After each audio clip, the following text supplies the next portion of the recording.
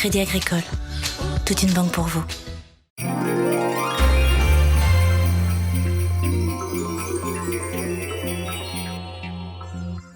Le projet Vitivalo, c'est un projet qui a été mis en œuvre par l'Université de Savoie et de la filière viticole et pépiniériste viticole de la Savoie.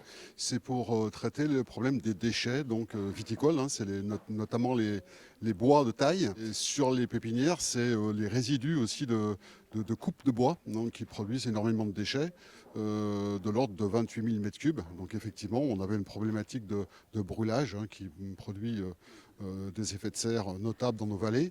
Donc on a travaillé à la suite d'un arrêté préfectoral avec l'Université de Savoie pour essayer de transformer cette contrainte réglementaire et finalement en une valorisation des déchets par une formule intelligente, puisque là on est vraiment sur des recherches moléculaires au niveau des résidus pour avoir une double valorisation, donc une valorisation d'abord en déchets organiques, mais aussi derrière en substitut pour arriver à sortir des ressources nouvelles pour faire par exemple des alicaments ou des choses qui sont des optimisants aussi pour les produits de traitement.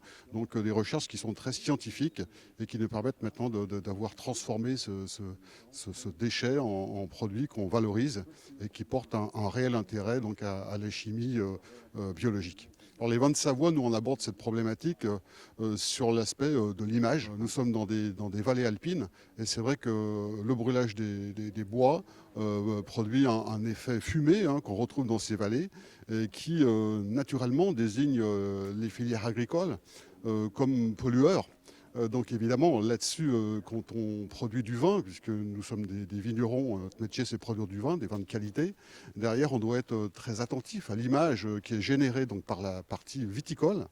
Et on travaille sur une problématique globale, donc la problématique du zéro déchet en viticulture. Donc nous, on travaille sur une cascade de valorisation, dont la première étape est la valorisation chimique, c'est-à-dire qu'on va extraire des molécules d'intérêt, notamment aux propriétés antioxydantes ou anti-inflammatoires, qui ont des applications en cosmétique, pharmaceutique et compléments alimentaires, et donc qui ont une valeur ajoutée importante, qui vont permettre à une filière de se mettre en place et d'être viable.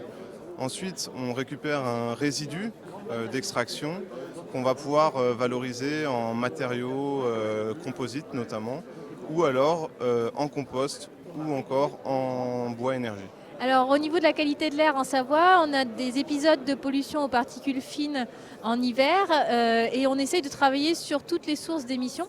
Notamment, une source possible est le brûlage à l'air libre des déchets viticoles qui est fort émetteur de particules fines. Donc dans le projet, on cherche à mesurer les particules fines qui sont émises lors de ce brûlage à l'air libre pour voir l'impact sur la qualité de l'air. Il faut savoir que brûler à l'air libre des déchets bois viticoles émet beaucoup de particules, beaucoup plus que de transporter ces déchets vers une déchetterie qui serait située à 15 km par exemple. Alors les échéances de ce projet au niveau impact sur la qualité de l'air, l'objectif c'est qu'à la fin de l'hiver 2020, on puisse avoir une quantification de l'impact du brûlage à l'air libre sur les épisodes de particules fines qu'on rencontre dans nos vallées alpines.